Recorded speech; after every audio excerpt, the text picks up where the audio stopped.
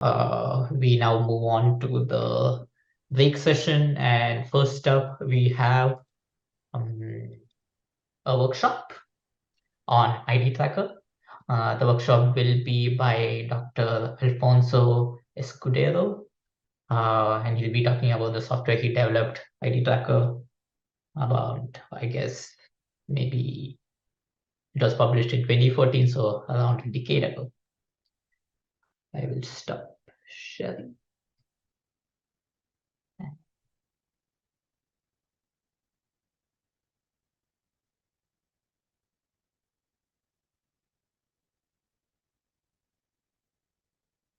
So you can share your screen and you can start your presentation now. You're still muted. Yes. Sorry, you mean me? Yes. Sorry. I already introduced you. Okay, perfect. So I will share.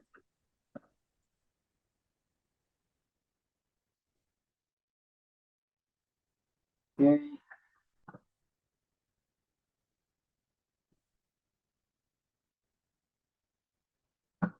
Very good. So can you see it? Yes, everything looks good to me. Perfect. And again, you can see the red dot, right? Yes, I can see it. Okay, so I can start? Yes, go ahead. Cool. Okay. Okay, so thank you so much for the invitation to speak here. So I'm going to tell you about IDtracker, which is a tracking software, but I also want to tell you a little bit about the story of how we developed it, because to be honest, so IDtracker is probably the thing I'm the most proud in my scientific career, or one of the things. It's to me it was a big thing, and I have learned a lot, not only about tracking itself, but about how science is made from this experience. And I think it's the kind of situation that we don't really share very often, in part because it makes us look a bit bad. So I also like to share some of the personal experiences that led to IDtracker, because I think it's nice to see how things are really happen. Okay, so what is IDtracker? IDtracker is a tracking software, and the important thing of it is that it solved a problem, an important problem in tracking, when it came out. So here I'm not trying to make like an overview of tracking systems. I'm just mentioning some tracking systems that came before IDtracker and that influenced us a lot, that inspired a lot how IDtracker works, and some systems that came after IDtracker that I think have been heavily influenced by IDtracker. Okay, but then the key is that IDtracker solved the problem. And what was this problem? So here the aim is very simple. You have a group of animals moving together, and you want to extract the trajectory of each animal. Then the key difficulty is that you have two individuals, and if they cross, then you don't know who is who. The thing is, when you look at videos like this, actually it does not look so hard.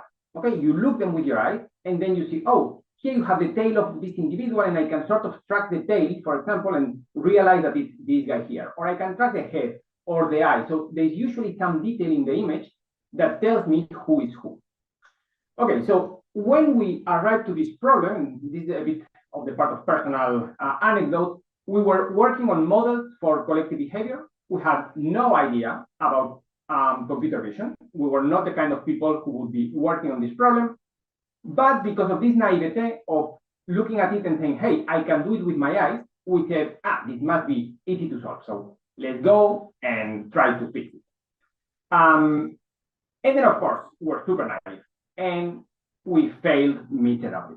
Okay, so the reason why we were so naive is that human vision is amazing, and we don't often realize how amazing it is. The amount of processing that our visual system does to transform with light basically into meaning, into objects, into things that make sense, right?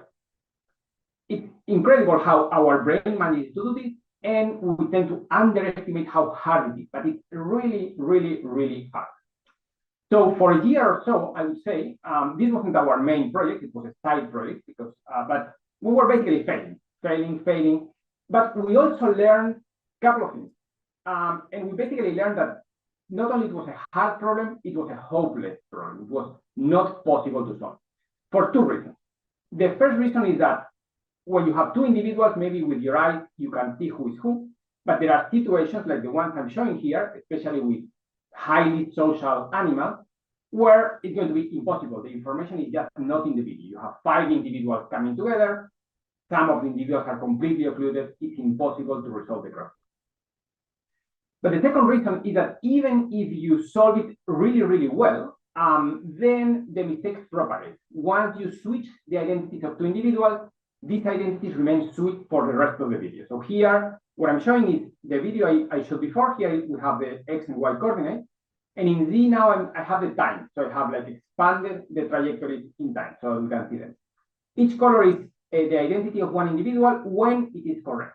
And here I'm simulating, this is simulation, an algorithm that goes crossing by crossing and gets 99% of them correct, which is much better than what we could do, okay? But even with 99% correct crossings, in a video like this, you have hundreds of crossings. So you have a few mistakes here and there, and these few mistakes propagate. So at the end, black means that the identity is wrong. At the end, you basically have a random identity, even in a relatively short video. So we realized that it was impossible to do it by trying to figure out the crossings.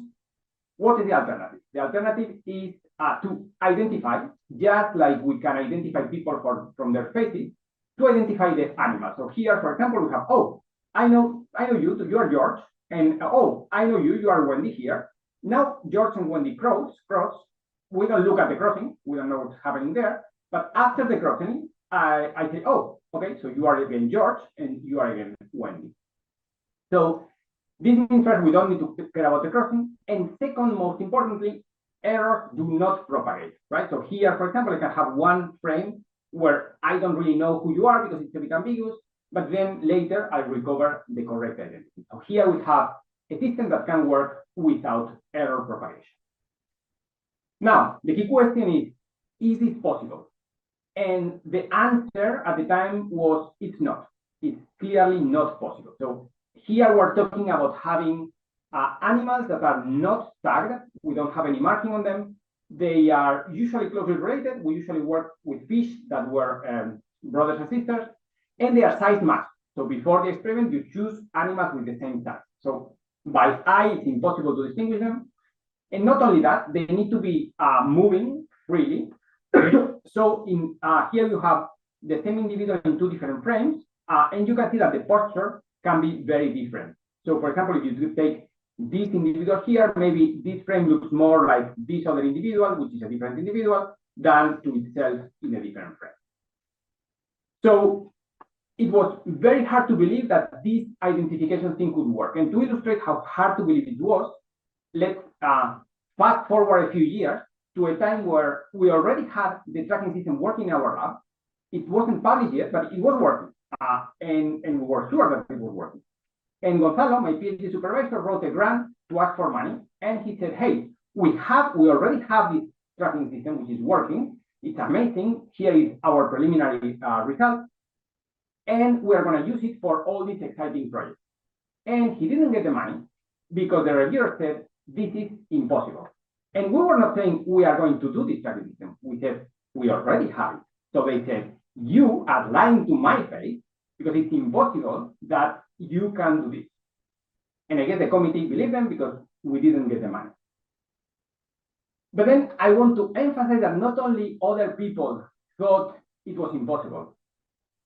If we come back to the time when we were trying to solve the problem crossing by crossing, we also did not think it was possible. And to me, this has been another teaching of this project. We did not think it was possible. And the way we came to believe it was possible is the following. We're working on a separate project on something that we call the identificator. And the idea here was you're going to have a fish, which is in a very tiny little cage, and you're going to record it at very high resolution. You have excellent image quality.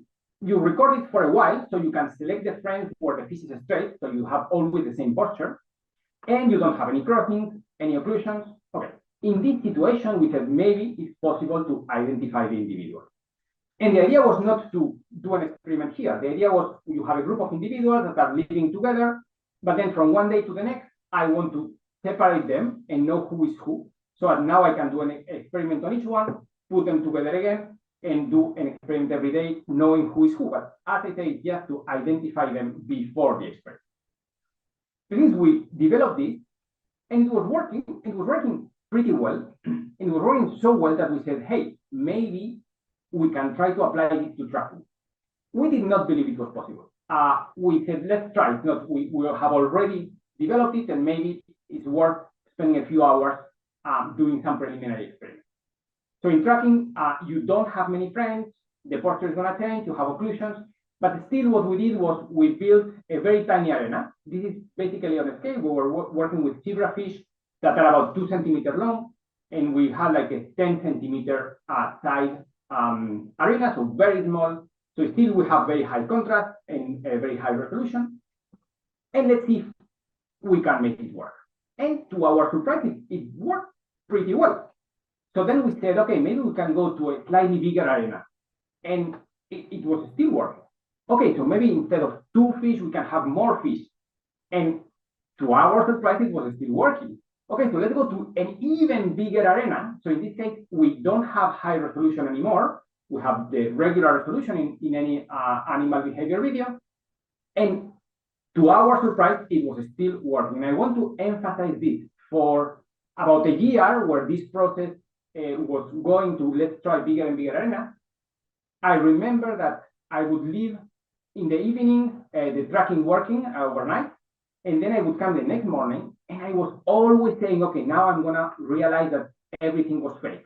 I had a bug that was somehow cheating on the identities. I'm gonna find that it actually doesn't work, because I couldn't really believe that it would work. And this for me has been, very influential in the way I think today, because I think people insist a lot on believe in yourself. And I think my biggest breakthrough have come from not actually believing in myself, but trying anyway. Okay, so enough philosophy. Then, as I say, I think the first and main contribution of IDtracker was to basically show that this is possible to do. Then the second big contribution is, okay, how specifically you manage to do it. And basically, I would say that IDtracker has 4 ingredients that make it work. And I'm going to go one by one. So the first ingredient is, as I say, you have the individuals that are moving freely, they are changing posture. So you need an identification system that can handle these changes in posture and in position. The way we did it is something which is very similar to a technique called color parallelogram. That doesn't matter too much. The idea is that you have your individual, you have segmented it, and then you take for every pair of pixels, you compute the distance between them, and you add up the intensity. So every pair of pixels is going to go to one point in this landscape here, okay? Where here we have the sum of the intensities, and here we have the distance. Now you do this for every pair of pixels of this particular image, and you get a cloud of points here. And so what you do is you do the 2-dimensional histogram of this cloud of points. And this 2-dimensional histogram gives you what we call a fingerprint of the animal. A good thing of this fingerprint is that it's invariant to translations. You can move this fish around and it's not going to change, or rotations. You can rotate the image and it's not going to change. And also, surprisingly, I would say surprisingly for me, it's pretty robust to also changes in posture.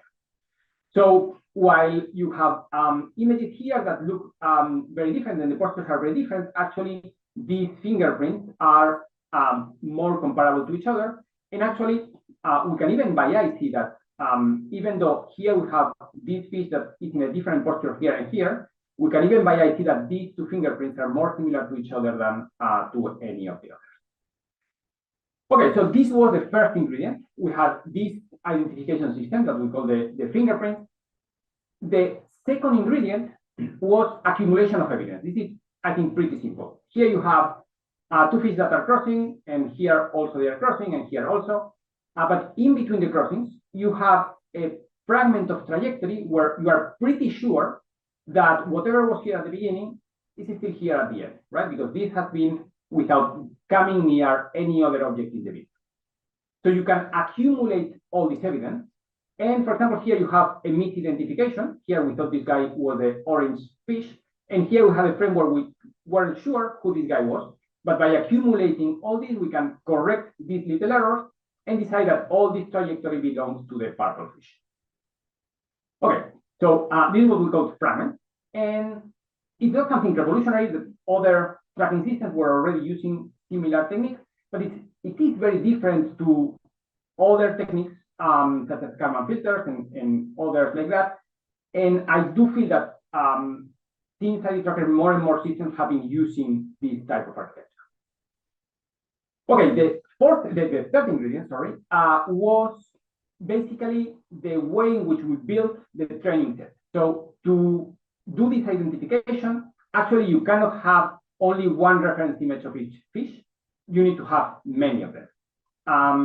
And you might believe that in order to take this, what you need to do is to first take the first fish, record it, then take the second, record it. No. It's not like that. One of the big requirements was that this is a regular tracking system. It works like any other. You give it a single video where the animals are moving freely, they are crossing, they are doing all their shit, and it's going to give you the trajectories. Okay, so it needed to learn the identities, to learn the training set from the same video. The way we managed to do this is the following. So here I'm representing a video at the fragment I mentioned before. So we have 8 fish. This line here corresponds to fish 1 swimming separately for a while, fish 2, fish 3. Here, fish 1 is crossing with fish 2, and here fish 3 is coming to the crossing. So here we have all the 3, and here they are separating again. Okay, so each of these red rectangles represent fish that are crossing with each other. So now if we take this green area, here we have that all the 8 fish are swimming separately. So we could take these images and use them as a training set. The problem is that here we have very few images. Maybe here we have 20 images. Here in this second portion we have 7. Here we have 15. Okay, so we don't have enough images to build a good training set. And we cannot merge these little training sets because we don't know who is who. We don't know in the middle what individual here corresponds to what individual here. The way we can solve this is the following. We first compare the first set to the second, and we think that maybe fish 1 is fish 3 here. We are not sure because we have very few images to make the comparison, but we think this is the most likely assignment. Then we compare the second to the third, and we say, okay, fish 3, maybe it's fish 2. Again, we're not very sure. But now, if 1 here is 3 here, and 3 here is 2 here, then it means that this guy, 1, needs to be this guy, 2. Okay, this is a redundant link. And we can use this redundant link to check our hypothesis from before. We do this with many of these little training sets. And in this way, we can increase the certainty of our relationships. And we can build a very big training set. So typically, here in each little training set, we have about 10 of images. And in the end, we try to make something with up to 3,000 images. So we build a massive training set.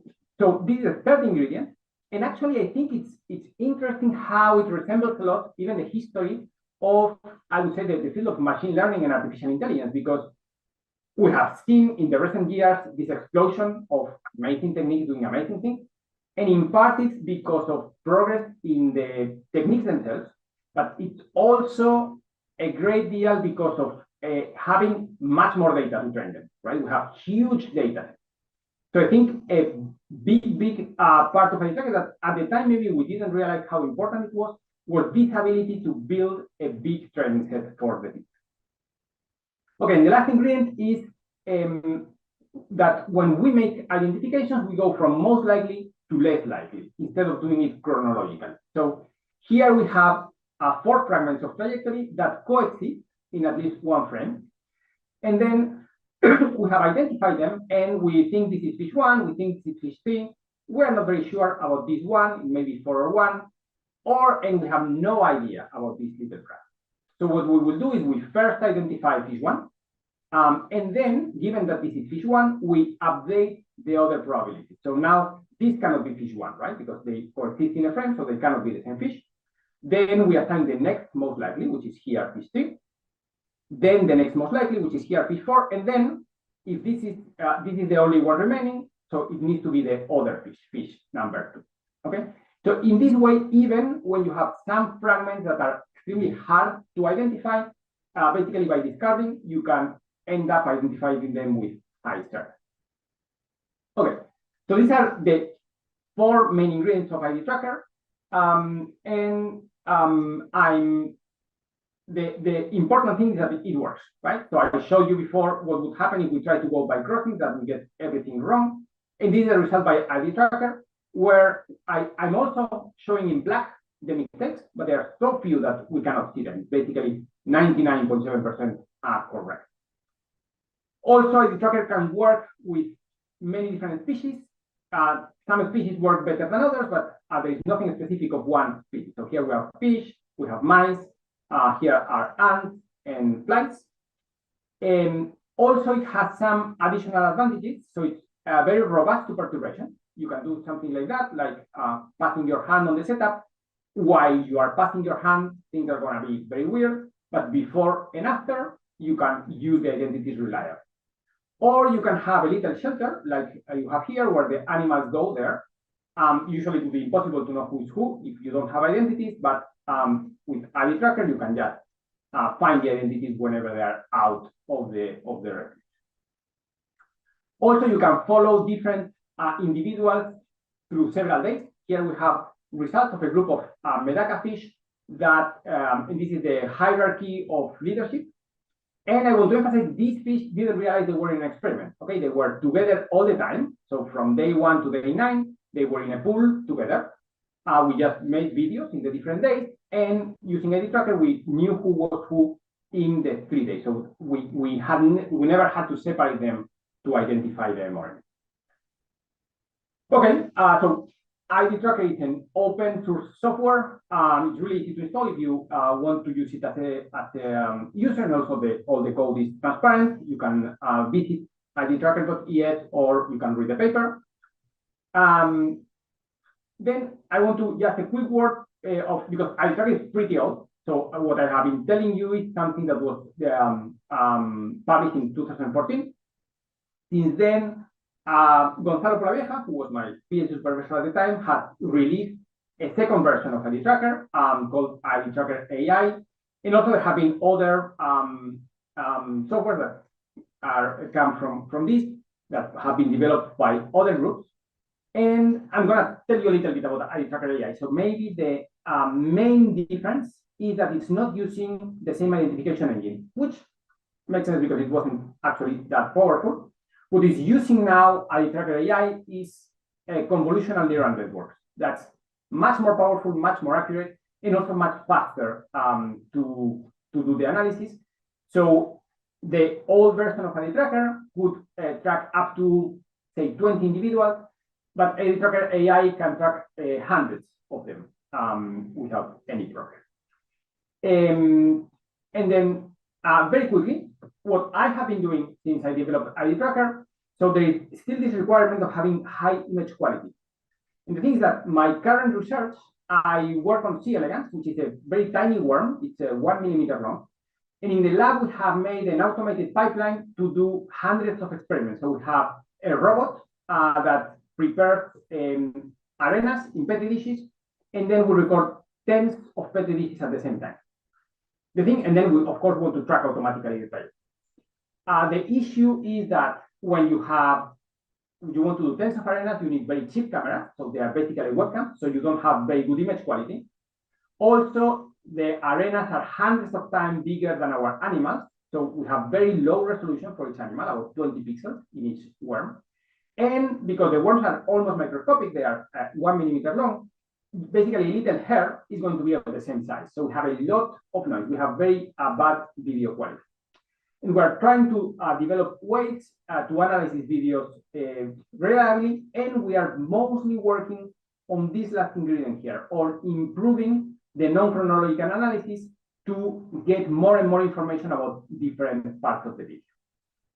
Okay, so that's all. I want to acknowledge the people who made IDtracker, most of all Gonzalo Polavieja, who was the supervisor of the group, and other students at the time, Sara Arganda, Robert Hintz, and Julian Vicente Paje.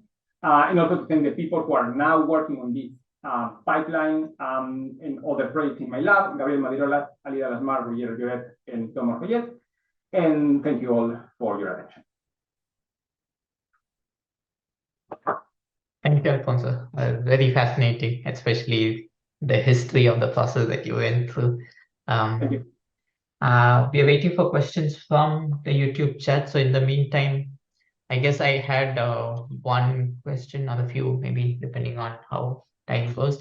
The one thing that I was wondering, and then you mentioned a little bit towards the end, is this idea of contrast requirements. Like most tracking software that I have tried using always has, you need good contrast between the background and your subject. And I'm wondering if someone has, if you know someone who's put in effort to try to understand what thresholds might be required, like if there's a good estimate to know, this much level of contrast is sufficient. More than that is better, obviously, but if you have at least this much, you can go ahead and get reasonable results.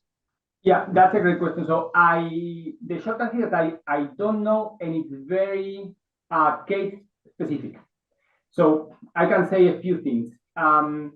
First, it should be relatively easy, I think, to develop systems that work at least with a bit more challenging conditions. Because at the time, the thing is, when you want to identify an image, you need that the segmentation, the pixels that you think belong to the animal, are as consistent as possible across frames. So we were always, and yeah, we optimized the conditions to have good image conditions, and that was it. But then, whenever we have done any test with lower quality, we are surprised of how robust it is. And there are a bazillion techniques to do better segmentation than the one we are doing, at least in that version of IDtracker, that was basically either just thresholding or background subtraction. So I think there must be ways of improving that a lot. And that's it, and it's more robust than we would have expected. Then, for each case, because as I say, there are animals that are particularly hard because they change posture a lot. And then, for example, for some animals, it's hard to go beyond 6 individuals. And in those cases, I would expect if you then have a complex background, it's going to be very quickly very bad. While for other animals, you can go to many more individuals, and probably you can also have a more challenging background. But it's a bit case by case. Thank you. We have a few questions from the YouTube chat. One is by Christina, who thanks you for the great talk, and who's wondering how IDtracker can be used on recordings that are not taken from straight above as shown in the examples that you, I guess she means if you can record from the side or from below and then get. Yes, so again, you're right. One key feature of IDtracker is that this identification engine is not scale invariant. So this means that it's taking size into account. And then this means that if the animals can go farther or nearer to the camera, it's going to be challenging because the same animal looks different. So all the validation that we did at the time and most of the videos where we are using it are videos where the animals are at a constant distance from the camera. However, when we have done tests with more depth, it has worked surprisingly well. At some point, we were trying to develop a 3D tracking at the lab, and then we had depth in all the dimensions, and it was pretty robust because in the end, what happens is that in this training set, you end up having images of the animals at different distances, and it ends up working pretty well. So again, it's something that we haven't pursued a lot, but I would expect it can work pretty well. Yeah. We have a question from White Paper. What is the maximum number of individuals you tracked in one example? Yes, so that is for the old version of IDtracker, the one I have presented. The highest we went was 20 for zebrafish. The thing is, IDtracker, the original one of the limiting factors is actually speed. So the amount of time it takes to analyze a video grows quadratically with the number of individuals because of how it works. And actually, this was the limit. It took so long that we couldn't validate it for more individuals. Because for 20 geographies, it's not that we found that for 21 it doesn't work.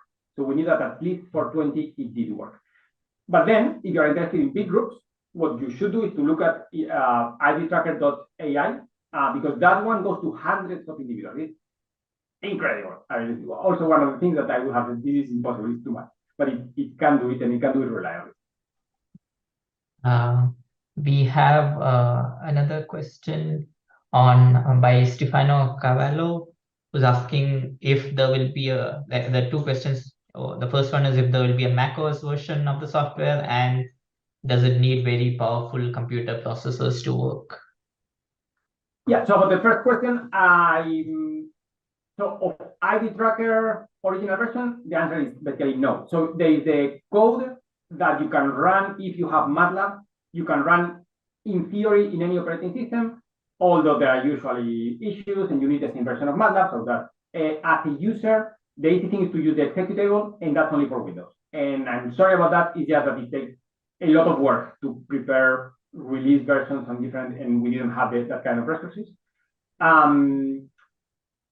For IDtracker AI, I'm not so sure about compatibilities in different processing systems. And sorry, the second question was? The second question was, does it need very powerful computer processors to work?